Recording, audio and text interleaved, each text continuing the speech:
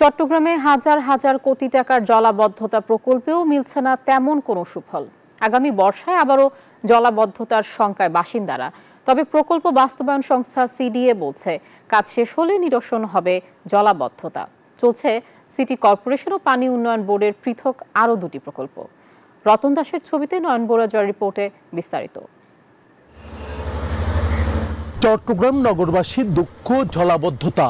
হাজার হাজার কোটি টাকার জলাবদ্ধতা নিরসন প্রকল্প চলমান থাকলেও মিলছে না এখনো কোনো সুফল।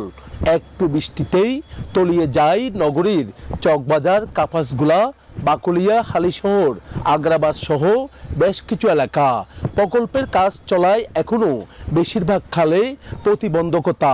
তাই আসন্ন বর্ষায় আবারও জলাবদ্ধতার ভয়াবহতার শঙ্কায় বাসিন্দারা। এখনো চট্টগ্রাম শহর যে ডুবে যাচ্ছে এত বছর পরও কোনো জলাবদ্ধতা নিরসনের আসলে কোনো সুফল আমরা এখনো পাচ্ছি না। অবশ্যই এটার জন্য তো আমরা ওখানে দুর্ভোগ, অবশ্যই তো এটা বৃষ্টি হলে পোহাতেই হয় দুর্ভোগটা।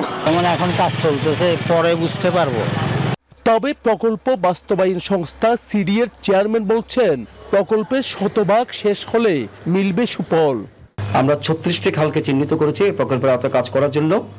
ইতিমধ্যে আমরা 17টি খালের কাজ ধরেছি এবং আরও 5টি খালকে কাজ শুরু করা হবে। তো আমরা আশা করি এই প্রকল্পের কাজ শেষ হলে চট্টগ্রামের জলাবদ্ধতার অনেকটা সমস্যার সমাধান হবে। তবে পূর্ণ সমস্যার সমাধান হবে না, যেহেতু আরও 21টি খাল বাকি থাকবে। এইদিকে জলাবদ্ধতা নিরসনে সিটি কর্পোরেশন ও পানি উন্নয়ন বোর্ড নিয়েছে আরও দুটি প্রকল্প। নগর বিশ্লেষকরা বলছেন, উভয় সংস্থার সমন্বয় না হলে মিলবে না কোনো সুফল।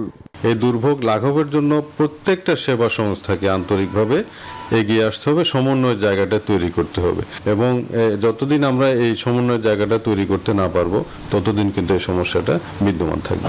দ্রুত প্রকল্পের কাজ শেষ করার দাবি ভুক্তভোগীদের। নয়ন বড়ুয়া জয়, নিউজ 24, চট্টগ্রাম।